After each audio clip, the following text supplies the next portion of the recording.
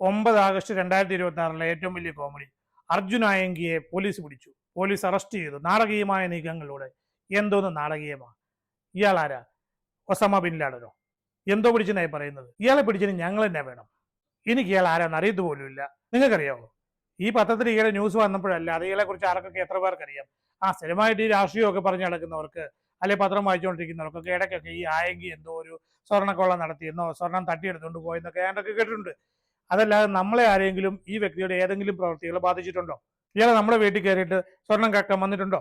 നമ്മളുടെ അമ്മയുടെയോ ഭാര്യയുടെയോ മാല പറിച്ചിട്ടുണ്ടോ? ഇല്ലല്ലോ. ഈ അർജുൻ ആയെങ്കിൽ നമുക്ക് ആരുമല്ല. പിന്നെ ഇത്ര ന്യൂസ് പറയാൻ മാത്രം എന്താണ്? രാവിലെ തൊട്ട് വൈകുന്നേരം വരെ ഇതുവരെ തീർന്നിട്ടില്ല, ഇപ്പോഴും പറഞ്ഞുകൊണ്ടേ ഇരിക്കുക അർജുൻ ആയെങ്കിൽ അർജുൻ ആയെങ്കിൽ. എന്തോ ആയെങ്കിൽ എന്തോന്ന് തേങ്ങിയത്? അയാളൊരു ക്രൈം ചെയ്ത ആളാണ്. അയാളെ പോലീസ് കൈകാര്യം ചെയ്തോളും. അതിന് ചാനലുകാർ എന്തിനാ ഇത്ര ഈ ക്യാമറ തള്ളിക്കൊണ്ട് അയാളുടെ പുറകെ നടക്കുന്നത്? ഇതല്ലാതെ മനുഷ്യന് വിവരം ഉണ്ടാകുന്ന, ഉപകാരം ചെയ്യുന്ന എന്തെങ്കിലുമൊക്കെ ആ TV ചാനലിൽ ഒന്ന് കാണിച്ചുകൂടെ? എന്തിനാ ഈ അനാവശ്യ കാര്യം പൊക്കിക്കൊണ്ട് വരുന്നത്? 14 ദിവസത്തേക്ക് റിമാൻഡ് ചെയ്യും. അത് കഴിഞ്ഞിട്ട് പോലീസ് ഒരുപക്ഷെ അറസ്റ്റ് രേഖപ്പെടുത്തും. എന്ത് വേണേൽ രേഖപ്പെടുത്തട്ടപ്പ, അവരവരുടെ ജോലി ചെയ്യട്ടെ. ഈ ആയെങ്കിയുമായിട്ട് നമുക്കറിയാം യാതൊരു ബന്ധവുമില്ല.